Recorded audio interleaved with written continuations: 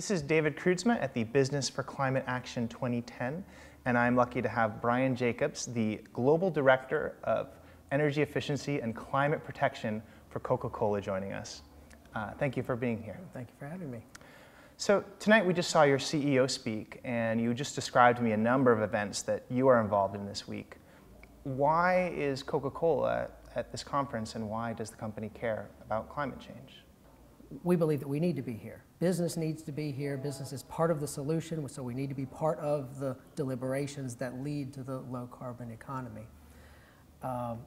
And quite frankly, I think it's a bit unique to be here on day one. Mm-hmm. Maybe unconventional would probably be the right word, because ordinarily the business focus during the Conference of Parties is in that weekend period between the 2 weeks of negotiations. Right. You kind of have the diplomatic session in week one and the ministerial session in week two, and that lull period of pivot in the middle is where the business community has typically asserted its voice. One of the themes that came out tonight in the event was changing out the old. We heard that several times, starting with President Calderon's comments, and then it echoed through the night. So I think there's an element of that in having a CEO forum business discussion on day one of the Conference of Parties. It's unique and different, and hopefully it will help us get a different result, a more meaningful result out of Cancun than we've had in the past COPs. In terms of more specifically, I've read that Coke has pledged to reduce the carbon dioxide emissions from its factories in the developed world by 5%. Is that going to be challenging to do? How are you going to accomplish that? Yeah, absolutely. Our commitments that we've made with WWF, our NGO partner, under their program called Climate Savers, they're very ambitious and challenging commitments.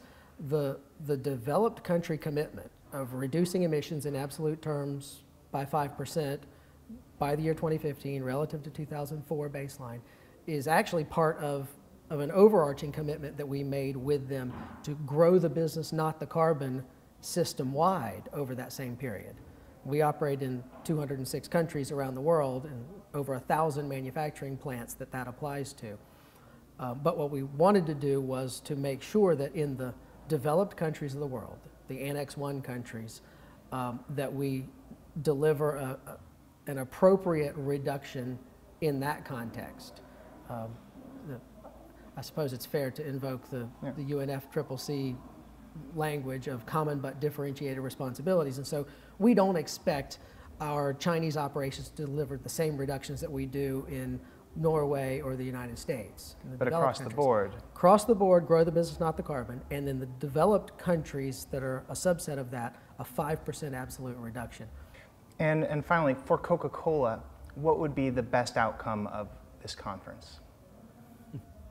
The negotiators, what would be the best deal they could come up with?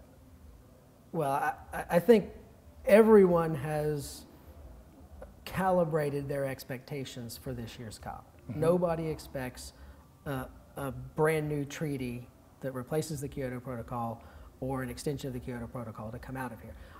I think everybody is talking about progress. We heard tonight that President Calderon expects not a touchdown, but first downs, in a football analogy.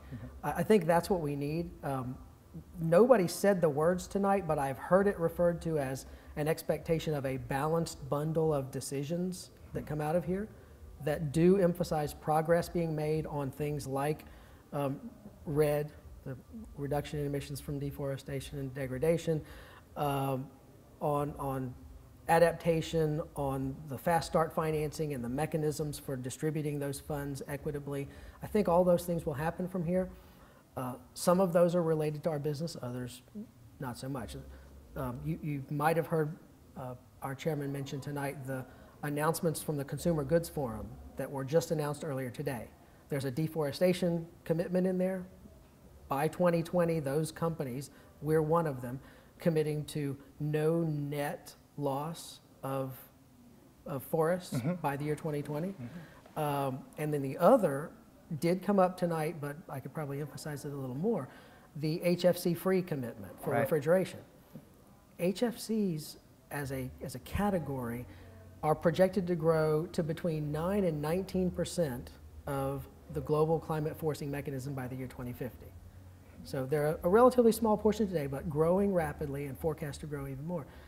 But solutions exist.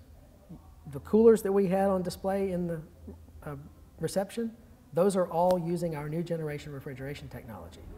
So we've made a commitment as a company to move out of those refrigerants, the HFC refrigerants, and move to alternatives by the year 2015. And through Mr. Kent's leadership within the Consumer Goods Forum, that entire group of retailers and consumer goods companies have come together to make a similar commitment that would be a phase out of those gases beginning with the 2015 date. It's a significant move. When people talk about gigaton scale opportunities, the deforestation commitment today and the HFC-free refrigeration commitment from today within the Consumer Goods Forum, those are both gigaton opportunities. Wow. Well, and I hear you are also helping with the offsets here. Is that correct?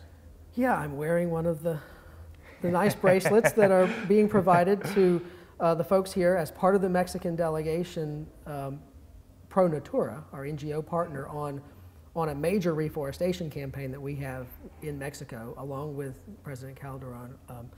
We've in fact already planted 20 million trees out of 30 million that are planned.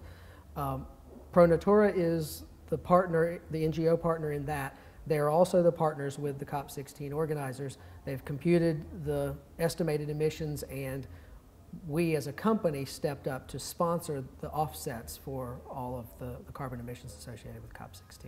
Fantastic. Well, thank you very much. This is Bryan Jacobs, the head of the Global Director of Climate Protection and Energy Efficiency for Coca-Cola. Great. Thanks. Thank you.